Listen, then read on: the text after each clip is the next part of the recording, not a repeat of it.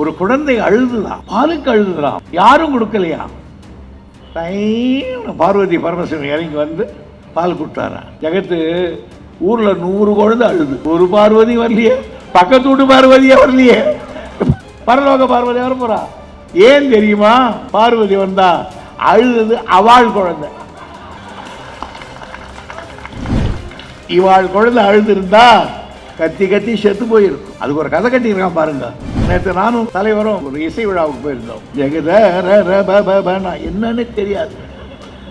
இவன் கேட்டுக்கிட்டு என்ன விஷயம் பாருங்க தெரியுமோ, அவள் அப்படியே சௌகரியம் என்று உச்சஸ்தாயில் போயிட்டு இருக்கா பாரு. அவரும் அண்ணனா நன்னா பண்ணிட்டாங்க. எனக்கு என்ன இடமும் தெரியல. வாக்கிங் போவேன், நிறைய மாமிகள் எதிரில் வருவாங்க. நல்லா இருக்கீங்களா தலைமுருகன்? நல்லா இருக்கும். எல்லா மாமியும் ஒன்னா கூப்பிட்டா, என்ன மாமி அத்தனை பேர் ஒன்னா நின்றுக்கீங்கோ, செத்தன் இல்லைங்கோ, சரி செத்தன் இல்லைங்கோ, என்ன மாமி சொல்லுங்க, நீங்க செய்யறது நல்லா இருக்காண்ணா. நான் ஒண்ணுமே பண்ணலையே, என்ன நான் என்ன பண்ணேன்? பெரிய பேரை கொண்டு போய் ஜெயிலில் வச்சு நல்லதா அப்படின்னா சுவாமி வெளியே வர்றாரு இல்லையோட அழ ஆரம்பிச்சிருச்சு. நல்லா அழ ஆரம்பிச்சு. லோகநாயகனோ லோலா இல்லாயினோ. மாமி நியாயமா ஒன்று கேட்குறேன், அவள் செய்த வேலை நல்ல வேலையா? இந்த டிங் டிங்லாம் பண்ணிட்டாலே, இந்த பொம்பளைங்களெல்லாம் சேர்ந்து பண்ணிட்டாலே, தப்பு என்னன்னு? தப்பு என்னன்னு? பகவான் பண்ணலையோ, சிவபெருமான் செடியில் வச்சிருக்கியோ, முருகன் 2 வச்சிருக்கியோ, கிருஷ்ண பரமாத்மா 1000 வச்சிருக்கியோ, அவள் வச்சிருந்தா என்ன தப்புன்னா அடி தெரிச்சு. சரி, அதான் அவள், இதான் இவன்.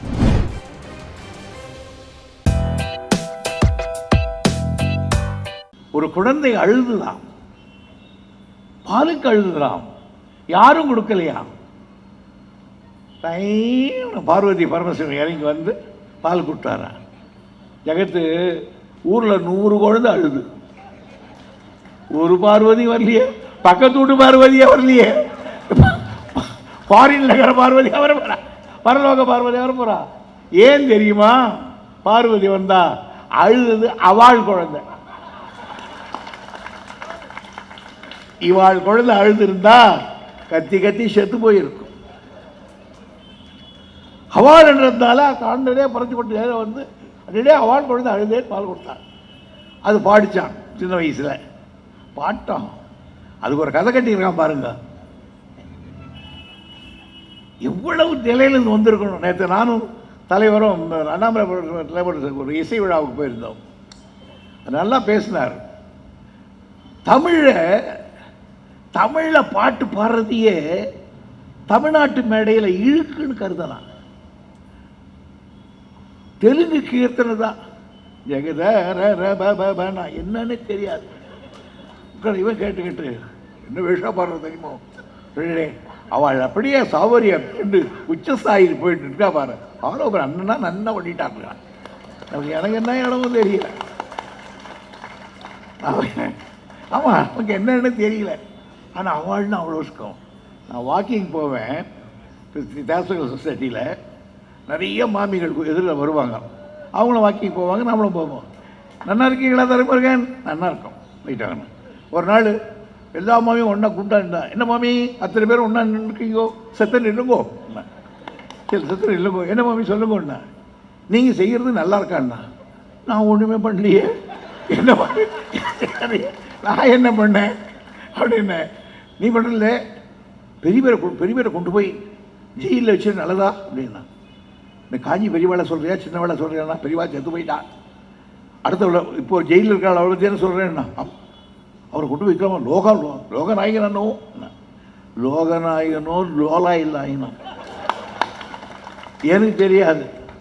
ஆனால் வச்சது நாங்கள் இல்லை. வச்சது யாரு? உங்கள் மாட்டு பொண்ணு. அவள் ஜெயிலில் தான். உங்கள் மாட்டு பொண்ணு வச்சுருக்கா. மாமி உண்டு, மாட்டு பொம்மை உண்டு. நாங்கிட்ட ஏன் மாட்டு மோதில் பார்க்குறீங்கன்னு என்ன தெரியுமோ? நியாயமா இது? அவள் எவ்வளோ பெரிய லோகத்தை பார்த்துட்டு இருக்கா அப்படின்னா. இன்னொருத்தி தெரியுமா? ஷேம்லா தெரியுமோ? லலிதா வீட்டுக்காரருடைய ஆடிட்டு இருக்காரு இல்லையோ, அப்போ போய் பார்த்துருக்கா. சாமி சொல்லியிருக்கா. என்னமோ தெரியலடா, நேற்று பால் மாதிரி ஒன்று கொடுத்தா, அப்படியே வாங்கிட்டேன். உயிரோடு வருவனா இல்லையான்னு தெரியல எனக்குன்னு. சுவாமி வெளியே வர்றாரு இல்லையோட அழ ஆரம்பிச்சிருச்சுங்கெல்லாம். அழ ஆரம்பிச்சு. என்ன சாமி நியாயம் கேட்குறேன்.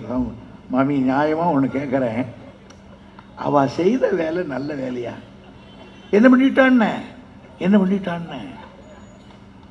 இந்த டிங் டிங் எல்லாம் பண்ணிட்டாளே, இந்த பொம்பளைங்களெல்லாம் சேர்ந்து பண்ணிட்டானே. தப்பு என்னன்னு பகவான் பண்ணலையோ, சிவபெருமான் செடியில் வச்சிருக்கியோ, முருகன் 2 வச்சுருக்கியோ, கிருஷ்ண பரமாத்மா 1000 வச்சிருக்கியோ, அவள் வச்சிருந்தா என்ன தப்புன்னா அடி தெரிச்சுக்க. சரி, ஏதோ மனுஷனுக்கு மனசு பறண்டு போச்சு, வாலிபம் விட்டுருக்கோம். கொலை பண்ணலாமான்னா என்ன தப்புன்னு துஷ்டனுக்கு சிசபரியானம் பண்ணணுமே இல்லையோ, ராவணன் வச்சானு இல்லையோ, முருகரை சூரபதமாக வச்சானு இல்லையோ, துஷ்டனை மதிக்கணுமா இல்லையோ. உலகத்தில் நியாயத்தை பாறையா எப்படி பேசுறேன், நம்மால முடியுமா? அதான் அவள், இதான் இவள். ஆகையினால அவங்களுக்கு அந்த இருக்க உணர்வு நம் ஆட்களை இன்னைக்கு நின்று இருக்கோம். இன்னைக்கு நான் பேசுறேன் அப்படின்னு கேட்டா, நான் ஒரு சாதாரண ஒரு கிராமத்தில் குடியானுடைய பையன், எனக்கு படிக்க வசதி இல்லை. என்னை போல் நூற்றுக்கணக்கான பேர் அவன் படிப்பதற்காகத்தான் அன்றைக்கு கம்யூனியல் ஜியோவை கொண்டு வந்து வகுப்பு வாரி பிரதிநிதித்துவத்தை கொண்டு வந்து, இல்லாவிட்டால் நானோ ஜெகத்தோ யாரும் இங்கே படிச்சிருக்க முடியாது. அதனுடைய விளைவை இன்னைக்கு படிச்சு வந்திருக்கிறோம். இந்த நிலையை எடுக்கணும்ன்றா இப்போ.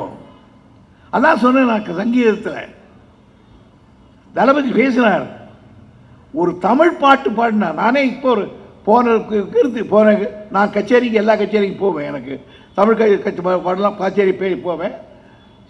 போன மருந்து 2 முறை நான் அருணா சாய்ராம் என்னை பார்த்தோன்னே நான் தமிழ் பாட்டு பாடிட்டு இருந்தது. என் பக்கத்தில் உட்காந்து ஐயர் கேட்குறான், ஒருத்தன், என்னதுக்கு சார், என்ன யாருன்னு தெரியாது அவனுக்கு போல இருக்குது. ஏன் சார் துக்கடவே பாடிட்டு இருக்காளே, அவள் கட்சியோ? எவாள் கட்சி சார், நீங்கள் வரைக்கும் டிஎம்கே மாதிரி ஆள் வரல? ஆமாங்க, டிஎம்கே மாதிரி தான் பாடுறாங்க அந்த அம்மான்னு. உங்களுக்கு தெரியுதோண்ணா? எனக்கு தெரியுது, ஏன்னா நான் டிஎம்கேன்னு. அந்த பாட்டு பாடுறதுக்கு துக்கடான்னு சொல்லுவான். கடைசியில் 2 பாட்டு பாடிட்டு கொண்டிடுவான். நேற்று கேட்டார் தளபதி, அந்த துக்கடாவை பாடிக்கிட்டு இருந்தாங்க திருவையாறில், தியாகராஜர் பிரம்மத்தில் தமிழ் பாட்டு பாடிட்டாங்க. உடனே அந்த தேவகோட்டை இருப்பார், பேர் வித்வான், ஒரு பெரிய வித்வான், நான் பாட மாட்டேன்ட்டான். தீட்டாயிடுதுன்னா, அதாவது நான் பிராமணா இருக்கிறவன் உட்காந்து எழுதுட்டானா, அதனால் தீட்டாயிடுது அப்படின்னா.